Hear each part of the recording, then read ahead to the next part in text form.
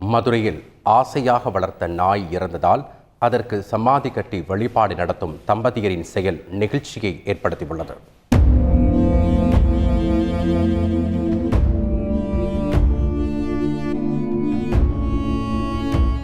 மதுரை பெத்தானியபுரம் அகஸ்தியர் தெருவில் வசித்து வருபவர்கள் வாசகராஜா, விஜயா தம்பதி.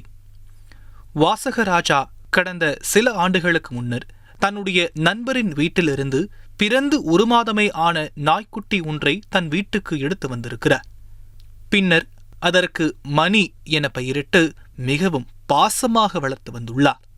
ஒரு காலகட்டத்தில் மணியை தன்னுடைய குடும்பத்தில் ஒருவராக எண்ணி நாய்க்கு தங்க சங்கிலி அணிவித்து அழகு பார்த்து வந்தார்.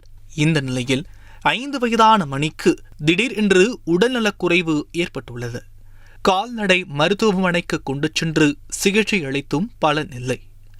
மணி இறந்ததால் பெரும் சோகத்தில் மூழ்கிய தம்பதி வழக்கமாக வீட்டில் அது உறங்கும் இடத்தில் புதைத்துள்ளனர். அதோடு இல்லாமல் நாய் மணியின் நினைவாக வீட்டுக்குள்ளே சமாதி எழுப்பி அதன் படத்தையும் பொறித்துள்ளனர்.